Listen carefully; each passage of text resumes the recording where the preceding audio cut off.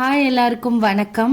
என்னோட channel Sai home vlog. நீங்கள் இது வரைக்கும் என்னோட வீடியோஸ் வந்து இன்னும் சப்ஸ்கிரைப் பண்ணாமல் பார்த்துட்ருக்கீங்கன்னா மறக்காமல் இந்த வீடியோ பிடிச்சிருந்ததுன்னா நம்ம சேனலை சப்ஸ்கிரைப் பண்ணி அப்படியே இந்த வீடியோவை லைக் பண்ணிக்கோங்க. நீங்கள் கொடுக்குற ஒரு லைக்கும் நான் நெக்ஸ்ட் யூஸ்ஃபுல்லாக வீடியோ க்ரியேட் பண்ணுறதுக்கு எனக்கு ரொம்ப மோட்டிவேஷனாக இருக்கும். ஸோ கண்டிப்பாக வந்து வீடியோ லைக் பண்ணிக்கோங்க. வாங்க நம்ம இப்போது வீடியோக்குள்ளே போகலாம். Hello all, welcome to Sai home vlog. கம்மியான குவான்டிட்டியில் தோசை பேட்டர் வந்து அரைக்கிறோம் அப்படின்னா இந்த மெத்தட் யூஸ் பண்ணி அரைக்கலாம். ரொம்பவே சிம்பிளாக அரைச்சிடலாம் வீட்டிலே மிக்சியில். எனக்கு ஒரு 2 நாளுக்கு மட்டும் மாவு இருந்தால் போதும், அதுக்கப்புறம் நான் ஊருக்கு போகிறேன், ஸோ மொத்தமாக அரைச்சி ஸ்டோர் பண்ணி வைக்க வேணாம் அப்படின்னு நினச்சிங்கன்னா நீங்கள் கண்டிப்பாக வந்து இந்த மாதிரி கம்மியான குவான்டிட்டியில் ட்ரை பண்ணி பார்க்கலாம். 1 கிளாஸ் இட்லி ரைஸ்க்கு 1/4 கிளாஸ் வந்து உளுந்து சேர்த்துக்கிட்டேன். கொஞ்சம் போல் வெந்தயமும் சேர்த்து தனித்தனியாக ரெண்டுமே வாஷ் பண்ணி ஊற வச்சுக்கிட்டேன். சேம் இட்லிக்கு மாவு அரைக்கும் போது கிரைண்டரில் உளுந்தை எப்படி வாஷ் பண்ணிவிட்டு ஃப்ரிட்ஜில் ஊற வச்சிடணும், அதே மாதிரி இதுலேயுமே வந்து மிக்சி ரொம்ப சூடாகக்கூடாது இல்லையா, அப்போ மாவு வந்து சரியாக வராது. அதனால வந்து உளுந்தை மட்டும் வாஷ் பண்ணி தண்ணி ஊற்றி ஃப்ரிட்ஜில் வந்து ஊற வச்சிட்டேன்.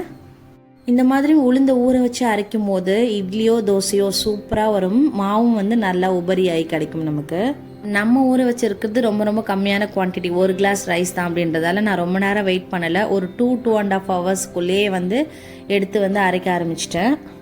அரிசி மிக்சியில் போடுற அந்த டைமுக்கு 1 கைப்பிடி அளவுக்கு அவல் வந்து எடுத்து நல்லா வாஷ் பண்ணிவிட்டு அந்த உளுந்து ஊற வச்சு இந்த ஐஸ் வாட்டர் கொஞ்சம் அப்படியே ஊற்றி வச்சிட்டேன். இந்த அவல் ஒரு 5 மினிட்ஸ் ஊறினா போதும். அரிசி போட்டு அரைக்கும் போது அந்த கூட வந்து இந்த ஊற வச்ச அவலையும் சேர்த்து போட்டு அரைக்கணும். நான் வந்து அரிசி தனியாக உளுந்து தனியாக தான் அரைச்சேன். மிக்சியில் அரைக்கிறதா இருந்தாலும் சரி, கிரைண்டரில் அரைக்கிறதா இருந்தாலும் சரி. ஸோ வந்து ஃபஸ்ட்டு நான் பிளான் பண்ணது வந்து ஒரு பெரிய மிக்சர் ஜார் தான். அது என்னாச்சுன்னு தெரியல, கீழே ஏதோ ப்ராப்ளம் போல் இருக்குது, சரியாக அது ஒர்க் ஆகலை. ஒரு மாதிரி சவுண்ட் ஒரு மாதிரி டிஃப்ரெண்ட்டாக இருந்துச்சு. சரி ரிஸ்க் எடுக்க வேணான்னு சொல்லிட்டு தான் அந்த ஜார் வச்சுட்டு இந்த ஜாரில் வந்து அரைக்க வேண்டியதாகிடுச்சு. ஸோ இது வந்து ஒரு மீடியம் சைஸ் ஜார் தான், அதனால் வந்து ஒரு 2-3 டைம்ஸ் எனக்கு போடுற மாதிரி இருந்துச்சு இந்த 1 கிளாஸ் ரைஸ்க்கு. நம்ம உளுந்து அரைக்கிற அந்த டைமுக்கு ஃப்ரிட்ஜ்லேருந்து ஊற வச்ச உளுந்தை எடுத்தால் போதும். முன்னாடியே எடுத்து வச்சிட்டோம்னா அந்த சில்னஸ் போயிடும். அப்புறம் மிக்சியும் வந்து நல்லா சூடாயிடும். அதனால தான் வந்து நம்ம எடுக்க போகும்போது அந்த சில்லோட எடுத்து அரைச்சோன்னா கரெக்டாக இருக்கும். அரிசி அரைக்கும் போது ரொம்ப மழைன்னு அரைச்சிடாமல் கொஞ்சம் மீடியமாக வந்து அரைச்சி எடுத்துக்கணும். அண்ட் உளுந்து மாவு வந்து நல்லா சூப்பராகவே மழைன்னு அரைச்சி எடுத்துக்கலாம். இப்போ ரெண்டுத்தையும் வந்து ஒன்றா போட்டு நல்லா கை விட்டு ரெண்டுத்தையும் நல்லா மிக்ஸ் பண்ணிக்கிட்டோம். கொஞ்சமான மாவு தான் அரைச்சிருக்கேன்றதை நான் எல்லாத்துலேயுமே சேர்த்தே உப்பு போட்டு மிக்ஸ் பண்ணிக்கிட்டேன். இப்போ இதுவே கிரைண்டரில் ஒரு 3 டேஸ்க்கு அரைக்கிறேன்னா நாளைக்கு யூஸ் பண்ணுறதுக்கு மட்டும்தான் உப்பு போட்டு கரைச்சி வைப்பேன். மற்றதை வந்து உப்பு போடாமல் அப்படியே வெளியே வச்சு தான் புளிக்க வைப்பேன். மிக்சியில் அரைச்சாலும் சரி, கிரைண்டரில் அரைச்சாலும் சரி, எந்த மாவாக இருந்தாலும் சரி, ரொம்பவும் கட்டியாக இருந்தால் தோசை இட்லி நல்லாவே வராது, ரொம்ப ஹார்டாக இருக்கும். ஸோ நமக்கு தெரியும், ரொம்பவும் தண்ணி ஆகாமல் கரெக்டான கன்சிஸ்டன்சிக்கு நல்லா தண்ணி வச்சு மிக்ஸ் பண்ணி கலந்து வச்சிடணும் உப்பு போட்டு. கையை நல்லா முன்னாடியே மாவு அரைக்க போகும்போதே நல்லா வாஷ் பண்ணிட்டு தான் வரணும். ஏன்னா நம்ம கை வச்சு தான் இந்த அரிசி மாவையும் உளுந்து மாவையும் ரெண்டுத்தையும் வந்து நல்லா மிக்ஸ் பண்ணி கொடுக்க போகிறோம். நம்ம கை வச்சு மிக்ஸ் பண்ணி கொடுக்கறது தான் வந்து கரெக்டான மெத்தடு. நம்ம கரண்டி வச்சு அப்படி பண்ணக்கூடாது. நீங்கள் மிக்ஸி ஜாரில் மாவு அரைக்க போகிறீங்க அப்படின்னா ஒரு 4 கிளாஸ் நீங்கள் வந்து அளவு எடுக்கிறீங்கன்னா இட்லி ரைஸ், அதுக்கு நீங்கள் 1 கிளாஸ் போட்டுக்கலாம். அதாவது 4:1 ரேஷியோ நீங்கள் வந்து போட்டுக்கலாம். நான் வந்து 1 கிளாஸ்க்கு 1/4 வந்து எடுத்திருக்கேன் உளுந்து. ஸோ அது வந்து கரெக்டாக இருக்கும். என்னோடய கவுண்டர் டாப் ரொம்ப சின்னது. ஸோ நிறைய திங்ஸ் வந்து வைக்க முடியாது. அப்படியே வச்சாலும் அது ரொம்ப வந்து சமைக்கிற டைமுக்கு வந்து எனக்கு ரொம்ப டிஸ்டர்பன்ஸாக இருக்கும்.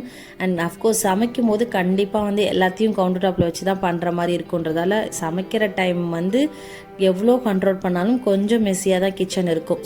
பட் எந்த வேலை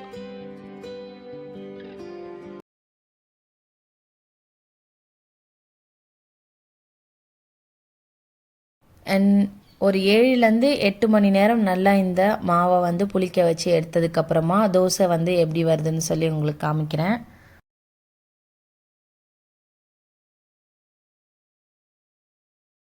கிண்ண நிறைய மாவு எடுத்து பெரிய ரவுண்டாவும் இல்லாம சின்ன ரவுண்டாவும் இல்லாம பொதுவா ஒரு ரவுண்ட ஊத்தி 4-5 வெங்காயத்தை போட்டு பொடியா நறுக்கி அப்படியே மேலாப்ல பரபர தூவி விட்டு சரிங்க ஒரு நீளமான கேரட் எடுத்து அதையும் பொடியா நறுக்கி சரிங்க அப்படியே மேலாப்ல பரபர தூவி விட்டு சரிங்க ஒரு 16 கரண்டி நெய் எடுத்து சரிங்க அதுல 6 கரண்டி நெய்ய உள் சைடு அப்படியே லேசா விளாவி விட்டு ஐயோ நான் 16 கரண்டி நெய்யெல்லாம் போடலங்க. போட்டால் நம்ம நிலமை என்ன ஆகுறது. நான் வெறும் ஒரு 1/2 ஸ்பூன் எண்ணெய் மட்டும் ஆட் பண்ணி போட்டு எடுத்துட்டேன். 2 டேஸாக இருந்தால் கூட கொஞ்சமாக இந்த மாதிரி அரிசி ஊற வச்சு மிக்ஸி ஜாரில் அரைச்சி எடுத்துக்கோங்க. வெளியில் வாங்குறத மோஸ்ட்லி வந்து அவாய்ட் பண்ணிக்கோங்க. அண்ட் கண்டிப்பாக ட்ரை பண்ணி பார்த்துட்டு எனக்கு வந்து கமெண்ட் செக்ஷனில் சொல்லுங்கள். வேறு ஏதாச்சும் உங்களுக்கு மெத்தட் தெரிஞ்சாலும் எனக்கு கண்டிப்பாக ஷேர் பண்ணுங்கள்.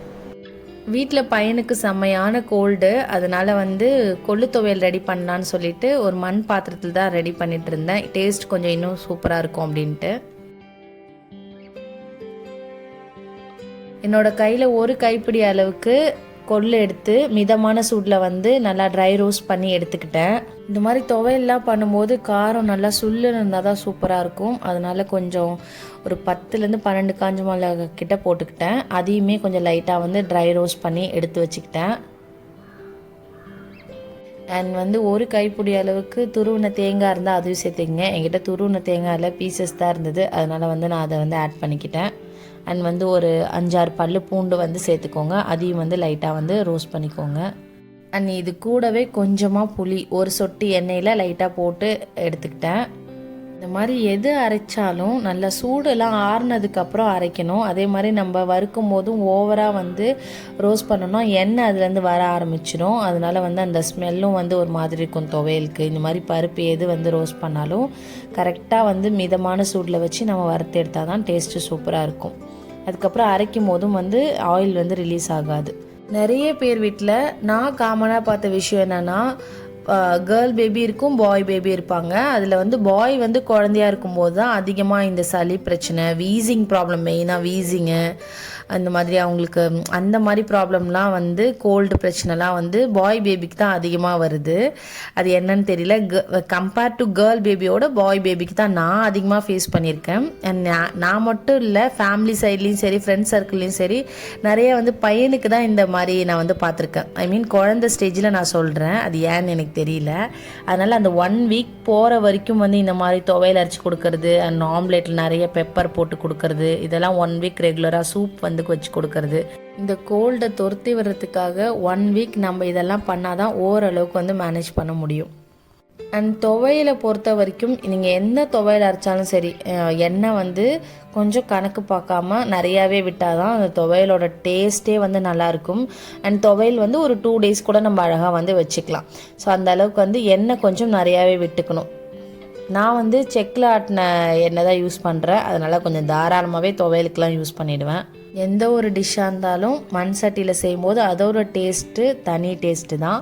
ஸோ அதுவும் துவையல் சொல்லவே வேணாம். நான் பரவாயில்ல கஷ்டமாக இருந்தாலும் மண் சட்டியிலே செய்யலான்னு சொல்லிட்டு செஞ்சேன். டேஸ்ட்டு வேறு லெவலில் இருந்து சூப்பராக இருந்தது. பையனுக்கு அன்னைக்கு கொஞ்சம் ரைஸில் வந்து நல்லா சுட சுட ரைஸில் கொஞ்சமாக வந்து போட்டு மிக்ஸ் பண்ணி கொடுத்தேன். கொள்ளு வந்து பாடிக்கு நல்லா ஹீட் வந்து இன்க்ரீஸ் பண்ணும். ஸோ அவனுக்கு ரொம்ப கோல்டாக இருக்கிற டைமில் இது ஒரு 2-3 டேஸ் கண்டினியூஸாக கொடுக்கும்போது டெம்பரேச்சர் கொஞ்சம் நார்மலைஸ் ஆகும், கோல்டு கொஞ்சம் கண்ட்ரோல் ஆகும். அண்ட் கொல்லுலே நீங்கள் சூப்பு மாதிரி கூட ட்ரை பண்ணி பார்க்கலாம். பட் நான் அதிகமாக வந்து ப்ரிஃபர் பண்ணுறது வந்து துவையல் மாதிரி தான். துவையல் வச்சிட்டோம்னா எல்லாருமே வந்து சாப்பிட்டுப்போம். அதனால் ஒவ்வொருத்தரும் ஒரு மாதிரி துவையல் வந்து அரைப்பாங்க. நீங்கள் எந்த மாதிரி கொள்ளு துவையல் அரைப்பீங்க, இல்லை இந்த மாதிரி தான் பண்ணுவீங்களா, இல்லை வேறு ஏதாவது இதில் எக்ஸ்ட்ரா சேர்க்கலாமா, உங்களுக்கு தெரிஞ்சுதுன்னா மறக்காமல் கமெண்ட் செக்ஷனில் சொல்லுங்கள். நானும் ட்ரை பண்ணி பார்க்குறேன் நெக்ஸ்ட் டைம்.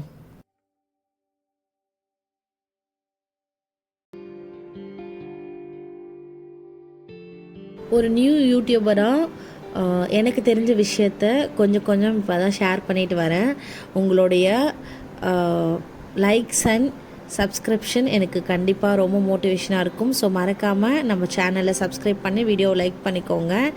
இந்த மாதிரி வேறு ஒரு யூஸ்ஃபுல்லான வீடியோவோட நான் உங்களை நெக்ஸ்ட் டைம் வந்து மீட் பண்ணுறேன். Until then, bye.